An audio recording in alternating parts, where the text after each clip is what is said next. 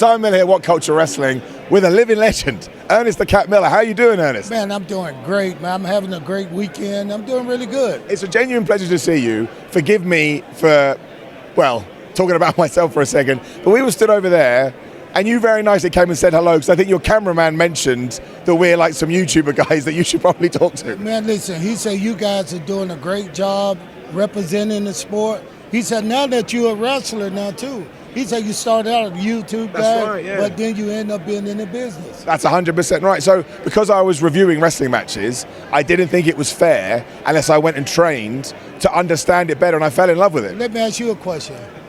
What have been the best match you reviewed? I've ever reviewed. Yeah, oh my gosh. Reviewed. Not So just watch, but yeah. So I've been reviewing for the last sort of 10 years. So I would, oh man, that's such a hard question. The one that always comes to mind, and not necessarily from a match point of view, is when the Cody Rhodes, Seth Rollins Hell in a Cell match, when Cody Rhodes had his torn pec. Because it reminded me that wrestling is about making you feel something and about emotion. And I couldn't, I know it had a real life twist to it too, but I could not believe he was wrestling with a torn pec.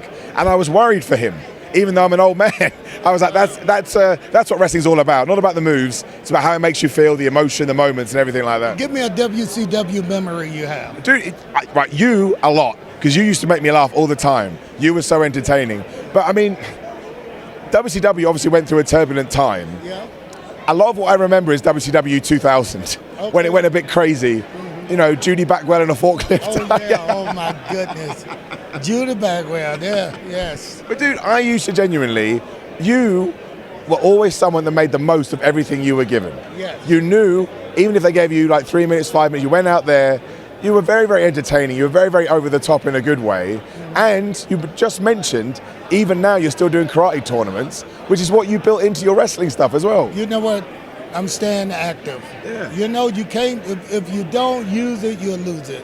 Brilliant. So I'm staying active, man, and I'm meeting new people, so like you guys, you know, and thanks for having me on, too. Oh, no, you kidding me? We were going to come and ask you anyway. Oh, right. But some of the sort of veteran wrestlers don't know what we do, which is fine. Yeah. But our big thing has always been to respect wrestling. Well, I did not know what you guys did either, but my young camera guy knew exactly who you guys were. I appreciate that, man. And he gave, you know, he said, listen, these guys are really doing great work. That's very kind of you. And you know, my voice is a little gone. Me too. I stayed Me up too. to like 5 o'clock.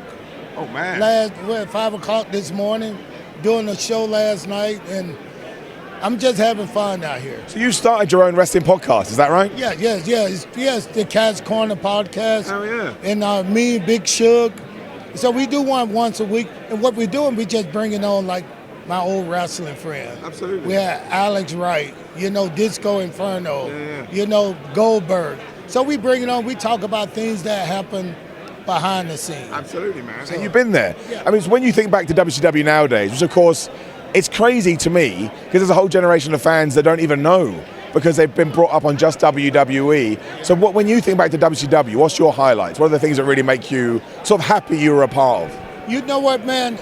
Working with guys like this guy right here, Absolutely, Adam yeah, Baum, yeah. you know, Glacier, just making new friends. And now we're like family. Yeah. So, you know, we still talk, we still communicate, we still have fun with each other. So, Is it fair to say as well, and please correct me if I'm wrong, but you always seem like a guy that was happy to do whatever you were asked. You always seemed like you were having fun. You always did something over the top or entertaining or funny, whatever it was. well, it's that dollar bill. The money I was getting paid, I would have did anything. I probably would have went to a P. Diddy party. No, I was just playing. Can you take that out? We'll take that out. We'll take that out. That is funny though. We'll take it out.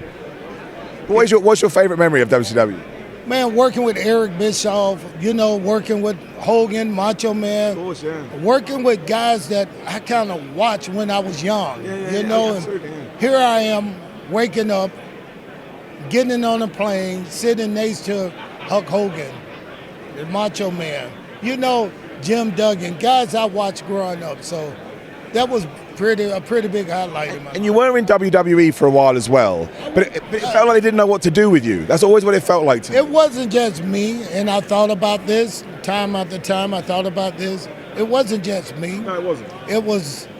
everybody from WCW. It was, yeah, it really How was. can you bring the other guys over and put them over your guys? Yeah. You couldn't do that.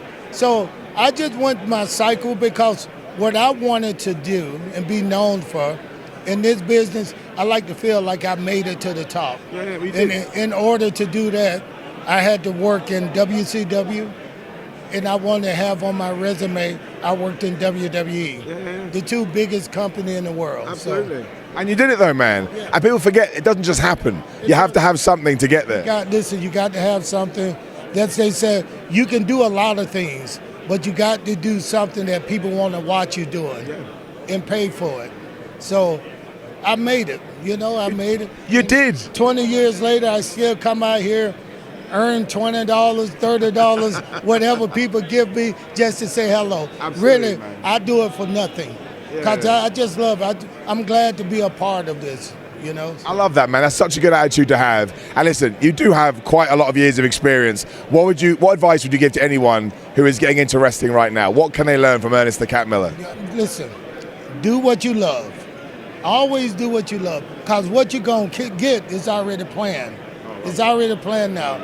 And when you get in and receive it, you're doing something you love. That means now you're getting paid to do what you love to do. That is the best answer. It's all about positive vibes, man. Positive. That's what it's all about. Oh, yeah. Make sure you check out his new podcast. You've made my day. Thank you for coming to say hello. That blew the kid in me was like, what is going on? So thank you very much. Thank you for being Good luck with the future. All the best. Like the video, share the video, subscribe. See you soon.